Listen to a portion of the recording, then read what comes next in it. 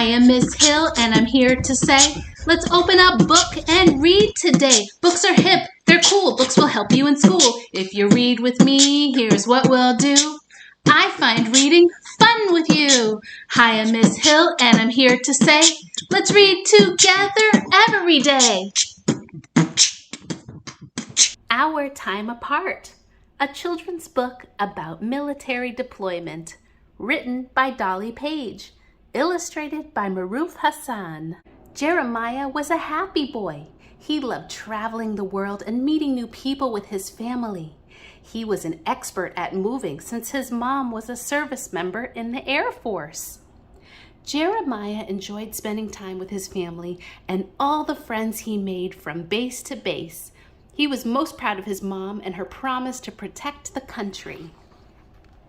One day, Jeremiah's parents were given the news that she would be deployed for 6 months.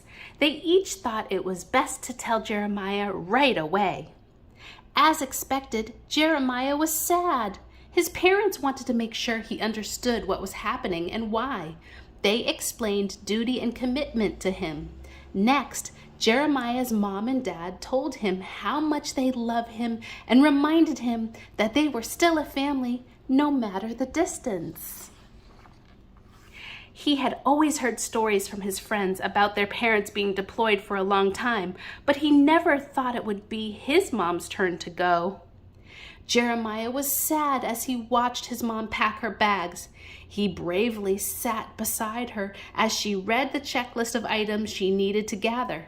"Can I help, Mom?" Jeremiah asked. His mom smiled proudly and said, "I would love that, son." Jeremiah picked up the items as Mom checked them off her list.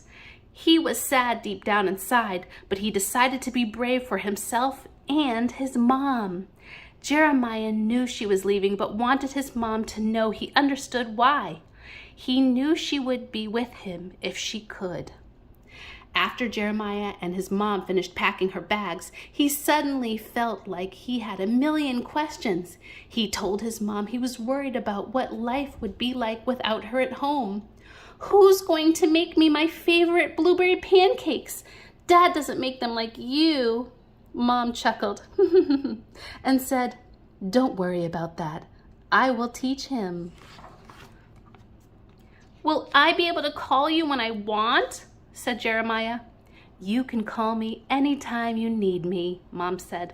She explained that due to her job and the time difference, she may not always be able, but would check her messages and respond as soon as she could. To make Jeremiah feel at ease, Mom gave him a calendar. Jeremiah and his mom sat at the table, marking the calendar with times and special days. Every Wednesday and Sunday at 7 o'clock, they planned to video chat. Jeremiah wrote the time on his calendar in bright red ink as he looked up at his mother and smiled. As time passed, Jeremiah and his mom found different ways to connect while she would be away.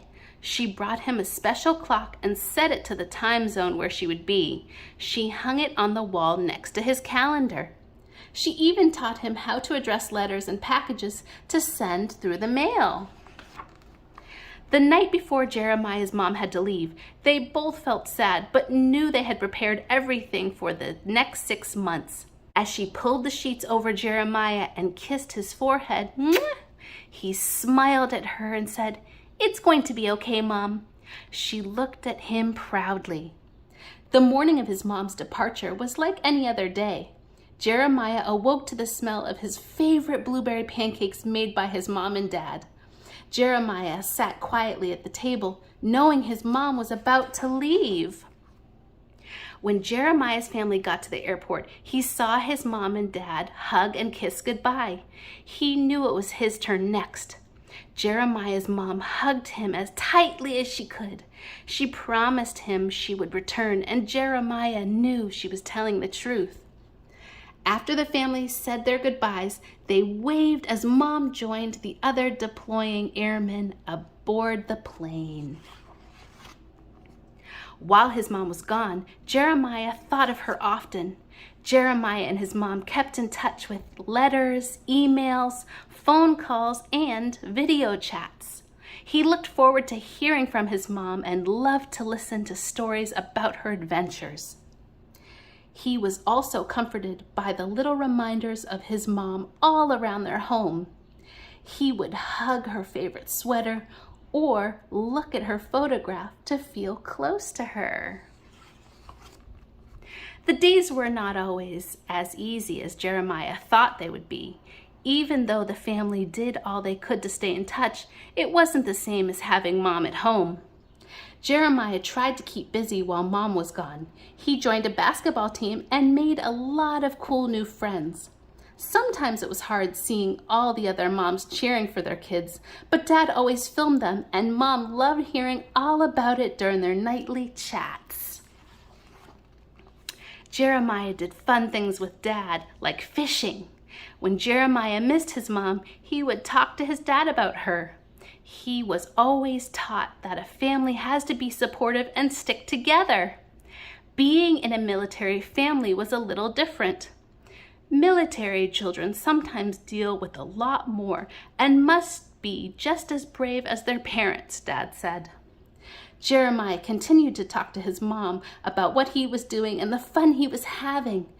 Days turned into weeks, and weeks turned into months, and finally it was time for Mom to come home.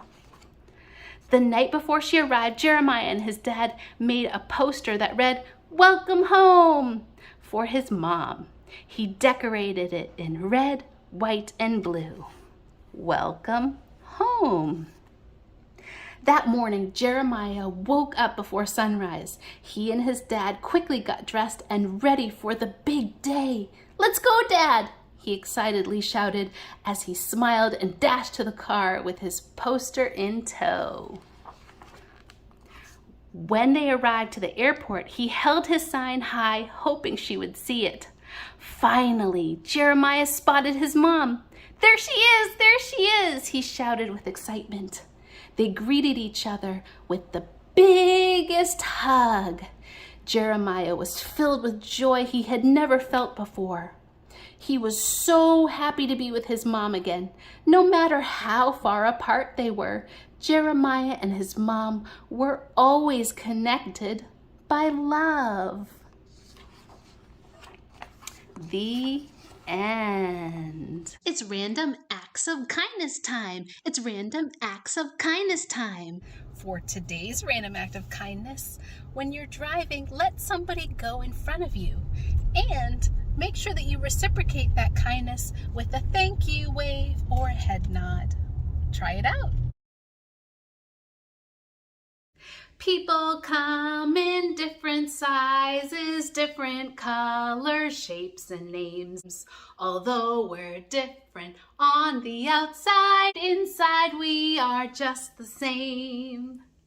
Press the subscribe button to tune in for the next story time with Miss Hill. Thanks for joining me for today's Read Aloud. Remember, what makes us all different makes us special. You are so special and so loved. Thanks for joining in, and I'll see you next time.